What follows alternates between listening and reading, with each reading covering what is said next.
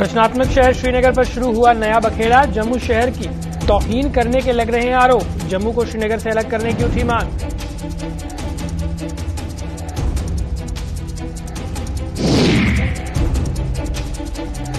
श्रीनगर में सुपुर्दे खाक हुए इब्राहिम खान। जम्मू में पाकिस्तान का झंडा नजरे आतिश। पाकिस्तान को नेस्तो नाबूद करने की उठी मांग।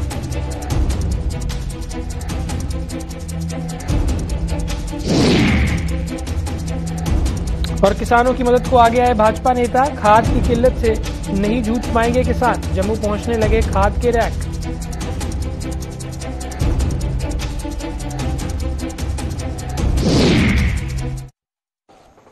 नमस्कार, गुलिस्तान न्यूज देख रहे हैं आप। मैं हूं आपके साथ हर्षवर्धन सिंह। तो आइए रुख करते हैं आज की खबरों का।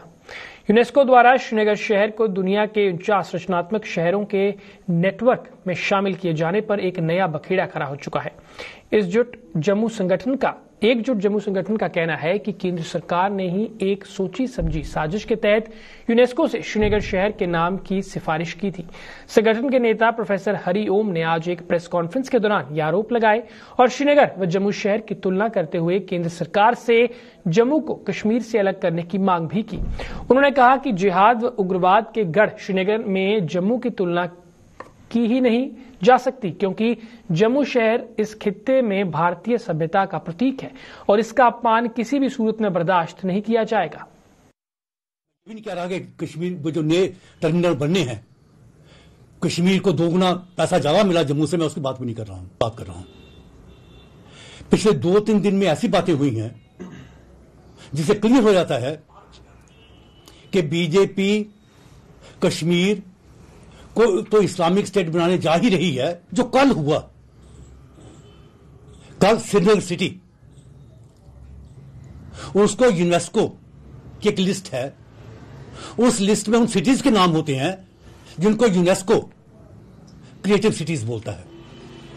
क्रिएटिव सिटीज, कल श्रीनगर सिटी जो है वो उस लिस्ट में शामिल कर दी गई। वो उन्होंने खुद नहीं की। कोई ये कहेगा कि यूनेस्को ने ऐसा किया, ऐसा नहीं हुआ है। हमारी गवर्नमेंट ऑफ इंडिया ने श्रीनगर का नाम रिकमेंड किया कि इसको जो क्रिएटिव सिटीज हैं दुनिया में उसमें जगह दी जाए श्रीनगर सिटी को। अब ये श्रीनगर सिटी है क्या, आप भी जानते हो। ये वो श्रीनगर है जिसने लगातार टेररिस्ट प्रोड्यूस किया और आज भी कर रहा है। ये भी श्रीनगर है जिसने लगातार जिहाद किया है। कश्मीर में एक बार फिर से शुरू हुए टारगेट किलिंग के सिलसिले से जहां सुरक्षा एजेंसियां सख्ते में आ गई हैं, तो वहीं पाकिस्तान के खिलाफ कई संगठनों का गुस्सा चरम पर पहुंच चुका है। पाकिस्तान के इशारे पर कश्मीर घाटी में निर्दोष लोगों की चुन चुन कर की जा रही हत्याएं अब आम लोगों के बर्दाश्त से बाहर होने लगी हैं। श्रीनगर में सोमवार को आतंकवादियों के हाथों मारे गए मोहम्मद इब्राहिम खान को जहां एक और सुपुर्दे खाक किया जा रहा था, तो वहीं दूसरी ओर जम्मू में डोगरा फ्रंट ने पाकिस्तान के झंडे को नजरे आतिश कर इस मुल्क की जमकर फजीहत की। डोगरा फ्रंट ने पाकिस्तान मुर्दाबाद के नारे लगाते हुए पाकिस्तान के खिलाफ एक और बौखलाहट जैसे हमले को अंजाम देकर आर या पार करने की जरूरत पर बल दिया। डोगरा फ्रंट का कहना था कि जब तक पाकिस्तान पर हमला कर उसे उसकी औकात दिखाकर नेस्तो नबूद नहीं किया जाता, तब तक ये सुधरने वाला नहीं है।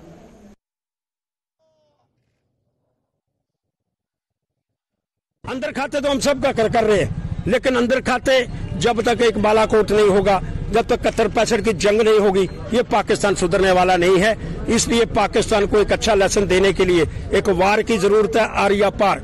और वो जो लोग हुर्रियत के नेता, उन पर अभी 70 साल के बाद शिकंजा कसा है, पहले तो कुछ नहीं हो पाया। इसलिए मैं मांग करना चाहता हूँ, पाकिस्तान को सुधारने के लिए बालाकोट जैसी एक आर पार की स्थितियां पैदा नहीं होंगी। ये पाकिस्तान सुधरने वाला नहीं है। इसलिए आर पार पैदा करो और पाकिस्तान को नस्ते नबूद कर दो।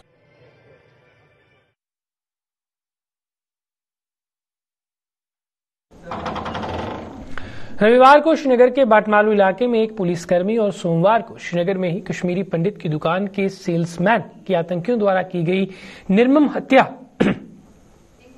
हत्या के हर किसी को हिलाकर रख दिया है।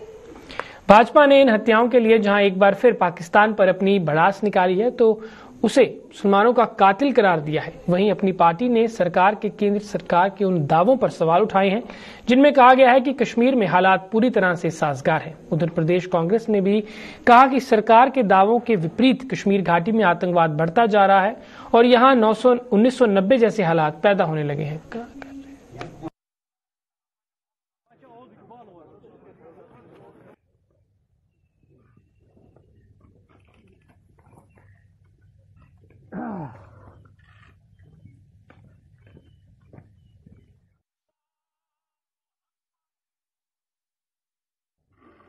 पाकिस्तान ने हमेशा वादी कश्मीर के अंदर बेगुनाह लोगों का कत्ल किया है। रात के अंधेरे में छुपकर पीठ के पीछे पाकिस्तान के दहशतगर्दों ने श्रीनगर के डाउनटाउन में जो हमला किया उसमें मोहम्मद इब्राहिम खान साहब उनकी जान चली गई। मोहम्मद इब्राहिम खान साहब जो कि एक सेल्समैन थे, पिछले कई सालों से मेहनत करके अपने परिवार का गुजर बसर कर रहे थे, अपनी जिंदगी का गुजर बसर करके अपने परिवार को पाल रहे थे। ऐसे बेगुनाह शख्स की निर्मम हत्या करना, ये पाकिस्तानी दहशतगर्दों ने बहुत बड़ा गुनाह किया है। पाकिस्तानियों ने हमेशा कश्मीर में बेगुनाह लोगों का कत्ल किया है, खून बहाया है। पाकिस्तानियों को इस पाप की, इस गुनाह की भारी कीमत चुकानी पड़ेगी। जो जो दहशतगर्द इस साजिश में, इस हमले में शामिल हैं और जो जो उनके हमदर्द हैं, सबको सजा मिलेगी, कोई नहीं बचेगा। कानून तो पाकिस्तानी दहशतगर्दों को उनके इस जुल्म सितम की सजा देगा, ऊपर वाला भी इन जालिमों को कभी नहीं बख्शेगा। देखिए, जहां तक ये किलिंग्स का सवाल है, जिस तरह से हमने देखा कि राष्ट्रीय कार्यकारिणी जो बीजेपी की हुई उसमें भी उन्होंने अभी ये कहा कि जम्मू कश्मीर में हालात सामान्य हैं और सिक्योरिटी फोर्सेस ने मिलिटेंसी को बहुत हद तक कंट्रोल कर लिया है। और जो ये किलिंग का दौर है ये अनअबेटेड चल रहा है और कहीं भी हमने देखा है कि जिस तरह से पहले भी टारगेटेड किलिंग हुई, एक दफा फिर कश्मीर में टारगेटेड किलिंग हुई है। हमें लगता है कि सरकार को झूठे दावे करने के बजाय और लोगों को ये बताने के बजाय कि जम्मू कश्मीर में सब कुछ ठीक है, इसकी तह तक जाना चाहिए। ये कौन लोग हैं जो इस किस्म की जम्मू कश्मीर के हालात को खराब करने की कोशिश कर रहे हैं और बेकसूर लोगों की जान ले रहे हैं। हम जम्मू कश्मीर अपनी पार्टी की तरफ से इसकी कड़ी निंदा करते हैं और हम सरकार से आग्रह करते हैं कि बजाय इसके कि वो एक डिनायल मोड में रहें और ये जो वास्तविकता उसको न पहचाने, उसके बजाय इस पे कार्य करें और सिक्योरिटी फोर्सेज और जो इंटेलिजेंस एजेंसीज है उनको और मुस्तैदी से काम करें, वो करें और ताकि इन लोगों का पता चल सके। और ये तो दावे करते थे कि आतंकवाद का खात्मा हो गया, आतंकवाद को कमजोर कर दिया गया, आतंकवाद का सफाया हो रहा है। लेकिन आतंकवादी गतिविधियों में जिस तरह से बढ़ोतरी देखी गई, और खास करके बढ़ोतरी हो न हो लेकिन जिस तरह की टारगेटेड और सिलेक्टिव किलिंग्स करने में, दहशत फैलाने में कामयाब हो रहे हैं, हालात बड़े गंभीर हैं। और ये 90 के दशक में भी ऐसा ही हुआ था और उसी तरफ इशारा कर रहे हैं। लोगों के दिल के अंदर दहशत है, एक भय है, खौफ है और उसमें वो कामयाब हो रहे हैं। और उधर से पाकिस्तान की तरफ से भी जो है वो बहुत बड़ी साजिश है। रजौरी पुंछ के अंदर आतंकवाद को बढ़ावा देने की आतंकवादी गतिविधियां बहुत बढ़ गई हैं, हाइडआउट्स बढ़ गए हैं। और ये सरकार जो ये कहती थी कि यूटी बनने के बाद, गवर्नर रूल लगने के बाद, लेफ्टिनेंट गवर्नर के बाद कोई आतंकवाद जो है वो पनपेगा नहीं, ये आतंकवाद का एक घिनौना और डरावना मैं समझता हूँ चेहरा है। क्योंकि सिलेक्टिव और टारगेटेड किलिंग से वहाँ जिस किस्म का भय और दहशत का माहौल है, ये बहुत गंभीर चिंता की बात है। खेतीबाड़ी पेशे से जुड़े पूर्व मंत्री व भाजपा के वरिष्ठ नेता सुखनंदन चौधरी के प्रयासों से किसानों को बड़ी राहत मिली है। पहले कोरोना और उसके बाद बेमौसमी बारिश से प्रभावित हुए किसानों को अब धान की फसल के लिए खाद की कमी से नहीं जूझना पड़ेगा। सुखनंदन चौधरी ने बताया है कि किसान वर्ग की इस दिक्कत के समाधान के लिए उन्होंने केंद्रीय कृषि मंत्री से दिल्ली में मुलाकात की थी, जिसके चलते आज से जम्मू कश्मीर में खाद की रैक पहुंचना शुरू हो गई है। उन्होंने एक प्रेस कॉन्फ्रेंस के दौरान बताया कि खाद का एक रैक आज पहुंच रहा है, जबकि अन्य रैक भी दिल्ली से रवाना किए जा चुके हैं, जिससे किसानों को खाद की कोई कमी नहीं रहेगी। किसानों को हुए फसलों के नुकसान पर उन्होंने बताया कि मुआवजे की पहली किश्त भी उनके बैंक खातों में डाली जा रही है। के मुताबिक आज पहला रैक जो चंबल खाद का, डीएपी का, वो आज पहुंच रहा है और कल दूसरा इंडियन पोटाश लिमिटेड जो आईपीएल का खाद है वो कल लोड हो जाएगा, 2-3 दिन में वो भी आ जाएगा। और उसके बाद इफ्को का तीसरा रैक भी 2-4 दिन में पहुंचने वाला है। 20 के पहले तीनों रैक पहुंच जाएंगे यहाँ पे। और मैं आपके माध्यम से आपके किसान भाइयों को ये बताना चाहता हूं कि आपको घबराने की जरूरत नहीं है। खाद आपका आज से आना शुरू हो जाएगा। आज पहला रैक, 2 दिन के बाद दूसरा रैक, उसके 4 दिन के बाद तीसरा रैक भी आ जाएगा। और सबसे बड़ी बात, जो पिछला खराबा हुआ वृष्टि से जो हमारी फसलें नुकसान हुई है, उसकी पहली किस्त, जिनकी लिस्टें अभी तक पहुंच गई, रेवेन्यू वाले धड़ाधड़ उनकी किस्तें मना रहे हैं। और जो उनकी पहली किस्त आज उन खातों में, उनके खातों, किसान भाइयों के खाते में चली गई। जम्मू कश्मीर और लद्दाख हाईकोर्ट को आज से 2 और जज मिल चुके हैं। राष्ट्रपति रामनाथ कोविंद ने हाल ही में मोहनलाल और मोहम्मद अकरम चौधरी को जम्मू कश्मीर और लद्दाख हाईकोर्ट का जज नियुक्त किया था, जिन्हें जम्मू में आज जम्मू कश्मीर और लद्दाख हाईकोर्ट के चीफ जस्टिस पंकज मित्तल ने शपथ दिलवाई। जम्मू हाईकोर्ट परिसर में आयोजित एक कार्यक्रम के दौरान चीफ जस्टिस ने इन दोनों को पद की शपथ दिलवाकर इन्हें अपनी शुभकामनाएं दी।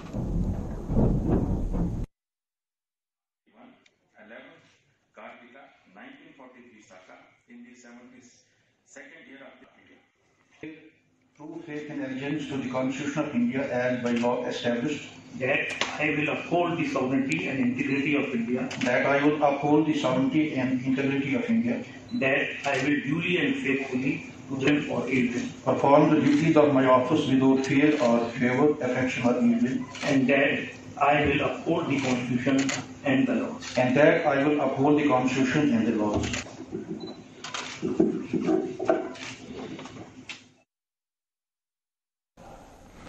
Prime minister employment generation programme और जेएंडके के रूरल एम्प्लॉयमेंट जनरेशन प्रोग्राम के तहत सरकार द्वारा रोजगार के कई अवसर दिए जा रहे हैं। इन दोनों योजनाओं के तहत जम्मू कश्मीर में किए जा रहे कामकाज की समीक्षा आज खादी एवं विलेज इंडस्ट्रीज बोर्ड की वाइस चेयरपर्सन हिना शफी भट्ट ने जम्मू में आयोजित एक बैठक के दौरान की। बैठक में खासतौर पर बैंकर्स को विशेष तौर पर आमंत्रित किया गया था, जिनसे अभी तक इन दोनों योजनाओं के तहत मुहैया करवाए गए लोन का ब्यौरा लेने का हवाला, अलावा इन योजनाओं को जमीनी सतह पर लागू करने में पेश आ रही दिक्कतों का भी हिना शफी भट्ट ने संज्ञान लेते हुए इन्हें जल्द दूर करने का आश्वासन दिया।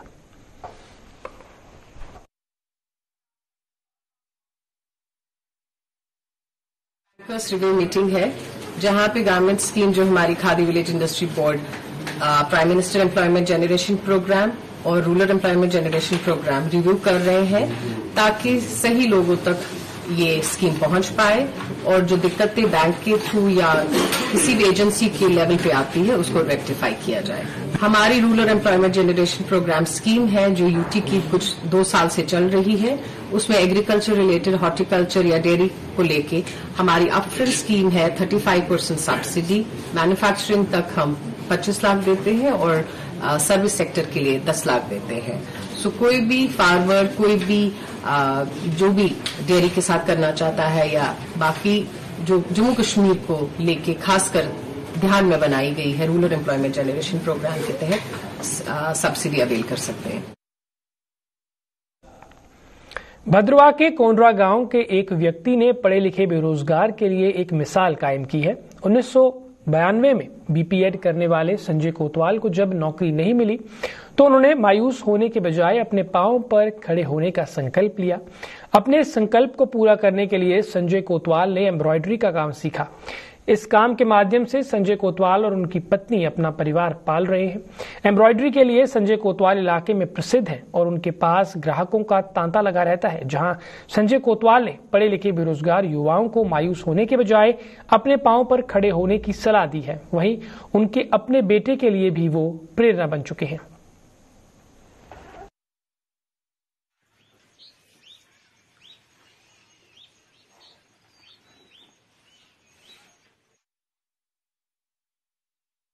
पढ़ाई का काम करते हैं। मैंने अमरवती यूनिवर्सिटी से ग्रेजुएशन की थी, मगर 1992 में और अपनी स्टेट में आकर हमें नौकरी नहीं मिली यहाँ पर, क्योंकि यहाँ पर कुछ हालात ही ऐसे थे जैसे कि मिलिटेंसी थी, उसके पास गवर्नमेंट के पास पोस्टें भी नहीं थी।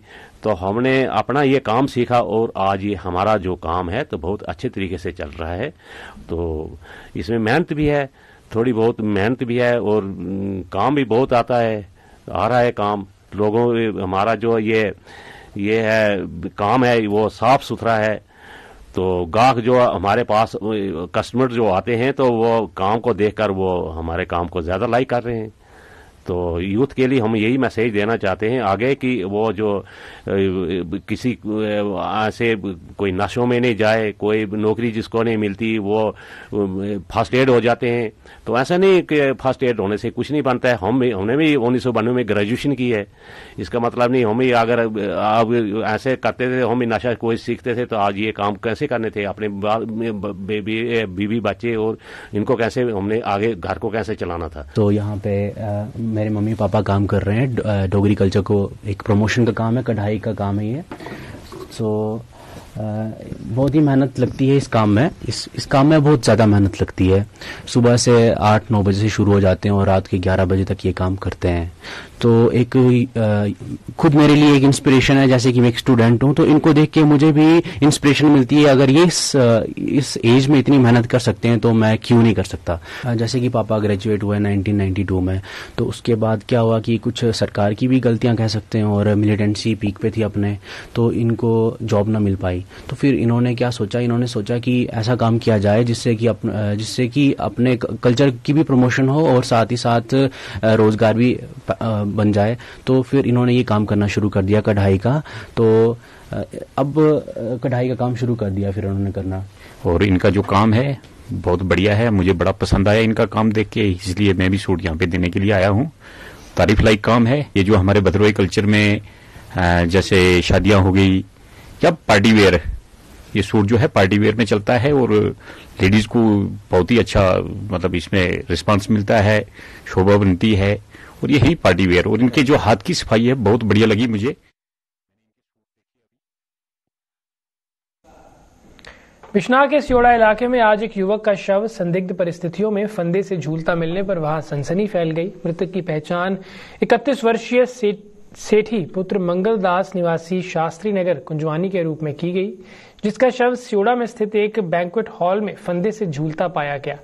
इसकी सूचना मिलने पर पुलिस मौके पर पहुंची और तमाम औपचारिकताएं पूरी करने के बाद शव को पोस्टमार्टम के लिए जम्मू के जीएमसी अस्पताल पहुंचाया और इस मामले में अपनी तहकीकात शुरू कर दी।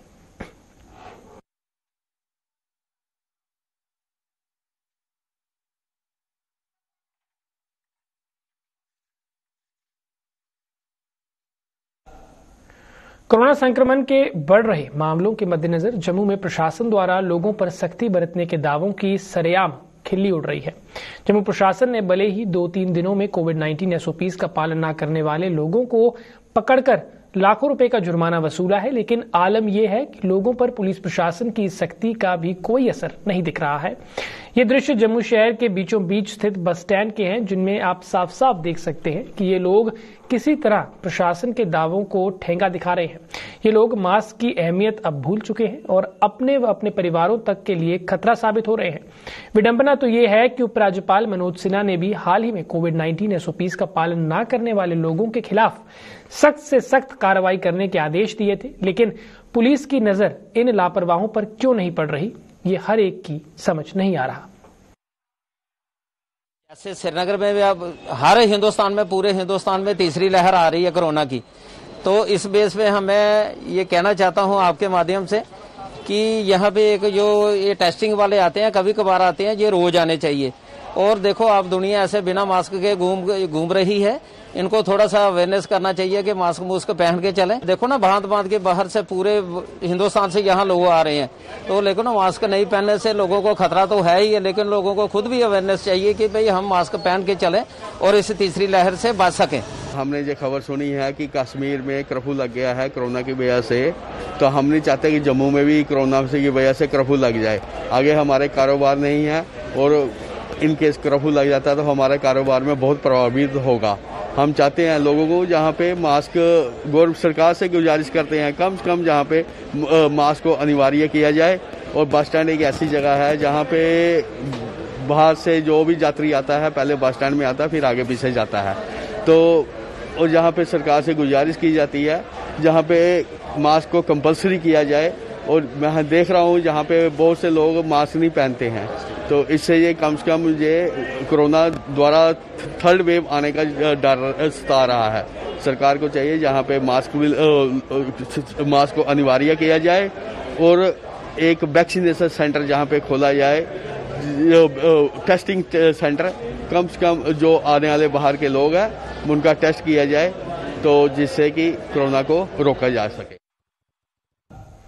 जम्मू कश्मीर में पेट्रोल डीजल की कीमतों में कटौती के बाद अब लोगों के साथ साथ ट्रांसपोर्टरों ने भी राहत की सांस ली है। जम्मू के मिनी बस चालकों ने पेट्रोल डीजल के दाम कम करने के लिए केंद्र और प्रदेश सरकार का आभार जताया है। इन लोगों के मुताबिक सरकार का यह कदम जम्मू कश्मीर के वेंटिलेटर पर पहुंचे ट्रांसपोर्ट के लिए संजीवनी का काम करेगा। इन लोगों के मुताबिक डीजल की आसमान छूती कीमतों के कारण हो रहे घाटे के चलते ट्रांसपोर्टरों ने 25% गाड़ियां खड़ी कर दी थी, लेकिन सरकार के इस कदम के बाद अब ये गाड़ियां भी सड़क पर चलना शुरू हो गई हैं। इन लोगों ने भविष्य में सरकार से डीजल के दाम और कम करने की उम्मीद जताई है। देखिए जी, मुझे तो लगता है कि ये ट्रांसपोर्टरों के लिए एक संजीवनी का काम करेगी। जो इतना डीजल और तेल के ये दाम कम हुए, जैसे सेंट्रल गवर्नमेंट ने और स्टेट गवर्नमेंट ने मिलकर दाम कम किए हैं, तो थोड़ा सा संजीवनी का काम करेगी। और हम जो गवर्नमेंट का शुक्रिया अदा करते हैं कि थोड़ा सा इनको गाड़ियां, अब उम्मीद है कि हमारी गाड़ी थोड़ी बहुत चल पड़ेगी। हमारी अभी भी 25% गाड़ियां खड़ी हैं, नहीं चला रहे हैं, क्योंकि बचता कुछ नहीं है। शाम को यहाँ पर ड्राइवर को किसी को 100 बच रहा था, किसी को 200, मालिक को बचे ना बचे, लेकिन ड्राइवर जो सारा दिन काम कर रहा है उसने तो पैसे लेके जाने होते थे घर। तो अब उम्मीद है हमें, अब उम्मीद है कि 200-250 ड्राइवर का भी बचेगा, 200 कंडक्टर का भी वाला, और इतना शायद मालिक को भी बच जाएगा। तो अब हमें उम्मीद है, और मैं सरकार का तहे दिल से शुक्रिया अदा करता हूँ, स्टेट गवर्नमेंट को और सेंट्रल गवर्नमेंट का, और आगे भी उम्मीद रखता हूँ कि इसी तरह सरकार कोई और भी पैसा लेगी और डीजल और पेट्रोल के दाम कम करेगी, ताकि जो ट्रांसपोर्ट है ये चल सके। ये नहीं तो ये डूबने के कगार में थी, लेकिन अब इसका हमें उम्मीद है कि गवर्नमेंट जिस तरह से फैसले ले रही है, तो हमें उम्मीद है कि ये शायद और भी आगे कम करेंगे, और इसलिए इसके लिए नए से नए कोई रिलैक्सेशन देंगे और कोई इसके बारे में पैकेज देंगे, ताकि जो हमारा ड्राइवर है या कंडक्टर है या ओनर है ये उठ सके और अपना कारोबार कर सके, अपनी रोजी रोटी कमा सके, अपने बच्चों को पाल सके। मैं सर सरकार को एक मुबारकबाद देना चाहता हूं, और जो हमारे रेलवे रूट है वो बिल्कुल इधर प्राइवेट की सवारी नहीं है, वो टूरिस्ट के पर चलती है, और हम इस तेल की वजह से बहुत हम मुताज हो गए थे। अब जो 10, 15, 20 रुपए जो डीजल कड़ा है उससे हम बहुत खुश हैं। सरकार को हम मुबारकबाद देते हैं, और उससे भी हम आगे उम्मीद करते हैं कि आने वाले समय में और तेल कम हो, हम किराए की अडवानी करेंगे भी बढ़ना चाहिए, और हर नागरिक को नुकसान पड़ता है, और इस तेल कम हो हर नागरिक को फायदा होगा। जिला पुंछ की ब्लॉक मंडी में मनरेगा का बकाया भुगतान न होने से लोग परेशान हैं। इन लोगों का आरोप है कि वर्ष 2016 में इन लोगों ने मनरेगा के तहत काम किया था, लेकिन आज तक उन्हें इस काम का पैसा नहीं मिला है। इन लोगों का आरोप है कि सरकारी गाइडलाइंस के मुताबिक 15 दिनों के भीतर मनरेगा के कार्यों का भुगतान करना होता है, लेकिन मंडी ब्लॉक में पिछले कई वर्षों से लोग मनरेगा के बकाया भुगतान के लिए ग्रामीण विकास विभाग के कार्यालयों के चक्कर काट रहे हैं। वहीं ग्रामीण विकास विभाग के अधिकारियों के मुताबिक वो मनरेगा के कार्यों का भुगतान 7 दिनों के भीतर कर देते हैं। अगर किसी के कार्यों का भुगतान नहीं हुआ है तो वो विभाग से संपर्क कर सकते हैं, ताकि विभाग उनके द्वारा किए गए कार्यों का भुगतान जल्द कर सके। एमजी नरेगा की पेमेंट को 15 दिन के अंदर अंदर करना होता है, जिस तरह से मीटिंग में गाइडलाइन में बताते हैं, लेकिन 15 दिन के बजाय 3-3 साल गुजर जाते हैं। लोग बैंकों के और दफ्तरों के चक्कर काटते रहते हैं। 2016 में एमजी नरेगा के काम जो है मटेरियल बाजार से खरीद कर लोगों ने लगाया, आज तक जो है वो पेमेंट नहीं हुई, और न इस साल की भी जो है वो डिले कंपनसेशन हो रही है, लोगों को पेमेंट नहीं हुई। एलजी मनोज सेना से हम यही गुजारिश करते हैं कि लोगों को वक्तन पेमेंट होनी चाहिए। पहले तो लोग शिमला में दूर दराज चले जाते थे, कोविड की वजह से लोग घरों से दूर जाते नहीं, डर रहे हैं कि किस वक्त क्या हो जाएगा। आज की हालत ये देखें तो नरेगा को इतना सख्त कर दिया गया हुआ है कि इस वक्त जो गरीब आदमी है वो परेशान है। जो निर्गा की पेमेंटें रुकी हुई हैं, ये बिल्कुल सही है कि हमारे जितना भी हमारा जो मंडी ब्लॉक का जो है वो इस वक्त निर्गा की जो लाइबिलिटी है वो रुकी हुई है। तो आप देखें जो पिछले साल हमारा जो लाइबिलिटी है हमारी मंडी ब्लॉक की इस वक्त तक पड़ी है। हमने कई बार एसीडी साहब से कहा, डी साहब के यहाँ दरबार हुए, हमने उनसे गुजारिश की कि हमारा जो है ये हमारी जो लाइबिलिटी है इसको हमें मिलनी चाहिए और जो 3 टायर गवर्नमेंट ने बनाया हुआ है इस 3 टायर को मजबूत किया जाए। तो मैं ये कहूंगा कि एक टायर को हवा निकालते हैं, दूसरे टायर में भरते हैं। ये तो इनने 3 टायर नहीं बल्कि इनने साइकिल से भी हमें बदतर कर दिया। इसलिए हम सरपंच नहीं बने कि हमें तनख्वाह 2500 या 3,000 रुपया चाहिए। तो हम ग्राउंड पे काम नहीं कर सकते। इस वक्त जो ग्राउंड पे हालत है वो इस वक्त पंचायतों की वो बिल्कुल खस्ता है और लोगों के जो काम है बिल्कुल नहीं हो रहे। हम 7 दिन के अंदर अंदर लेबर पेमेंट्स हम लोगों को काम करने के 7 दिन के अंदर देते हैं। मटेरियल का कुछ 20-21 के कुछ पैसे पेंडिंग हैं जो फंड्स अभी गवर्नमेंट की तरफ से ही अबाउट 25% पैसा अभी हमारे पास नहीं आया है। जैसे ही हमारे पास आएगा हम जिस पंचायत की जितनी लायबिलिटी होगी वो पैसा हम पंचायत के डिस्पोजल पे, सरपंचेस और सेक्रेटरी पंचायत के डिस्पोजल पे छोड़ देंगे और मॉनिटरिंग कर रखेंगे उसकी कि वो पैसा कहाँ खर्च हो रहा है। बुलेटिन में इतना ही, मुझे दीजिए इजाजत, नमस्कार।